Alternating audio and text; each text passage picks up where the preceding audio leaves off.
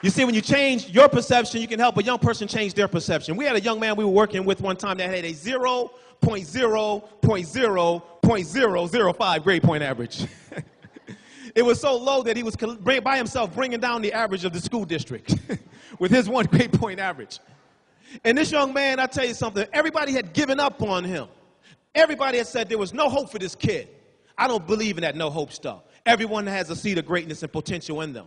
So I remember we were going back to the school to try to get them back in school because they was kicked out of school. Several times they've been kicked out of school. And we met with the principal and we were sharing with the principal the need to really try to just work with this young man. And she got to the point where she was tired of it. She was really frustrated. And she said, I don't think we can do this anymore. I'm tired of this kid. Matter of fact, she used a really bold term. She said, he's the bane of my existence. I have nightmares about this boy. And I said, ma'am, I see you having a few problems when it comes to this young man. So she didn't allow him back in the first time, but then we decided to work with him. And ladies and gentlemen, one thing we did was, and we did this in the Hype program quite a bit, we helped him to connect his dreams to education.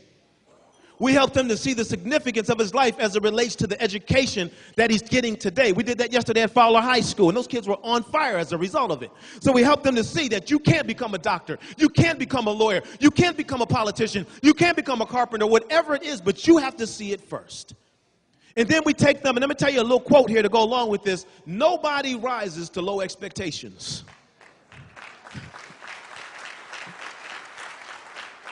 So we helped to raise his expectations of himself. We had him doing research projects. He said, I don't know anything about research. I said, go research it. Get on the internet, figure this out. You can do it. Your mind is fantastic, young man. You can make it happen. So he went on and he did all of that, and then so we worked with him through the summer, and then in August it was time to get ready to go back to school. So we went back to that school, and I begged the principal, give him one more chance. And she said, I will give him one more chance, Mr. Andrews, but if he goes down, I'm telling the newspaper about you.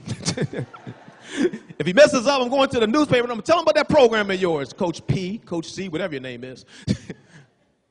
And so we got him in school, and I prayed for the next 3 months. But I just wanted to say, this boy, I know he can make it. So about 4 months later, I hear this noise in my front door of my office. And I hear this kid walking through the door with a bunch of noise, making a bunch of noise. Runs right past my secretary. Runs past some of my staff members. And we have a policy with the kids that are in the Hype program. When you come into our facility, there's a process in order to meet with me in particular, because I'm usually busy. And at that time, I was on a conference call with several organizations from all over the country. But he said, forget all of that. He ran past everyone and popped right through my door. Right through my door. And he came in and he said, Coach, I need to speak to you. I said, you need to speak to me? He said, absolutely, Coach, I need to speak. He said, man, listen, I have 7 people right now on conference calls all over the country. He said, hang up on them. I said, hang up on them. He said, hang up on them, Coach. Hang up. I got something to show you something, Coach. And I said, okay, what do you got to show me, buddy? He said, take a look at this, Coach. Take a look at this. And what it was, it had his name on there. Corey Parker, grade point average, 3.72.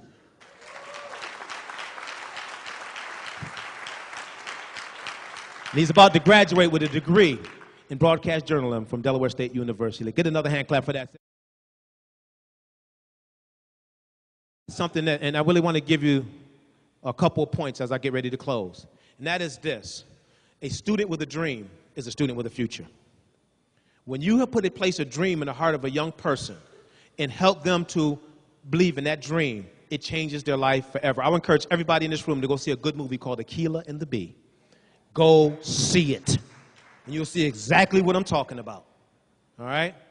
And the second thing I want you to understand when it comes to young people, and that is this. Kids are not committed to programs. Kids are committed to people.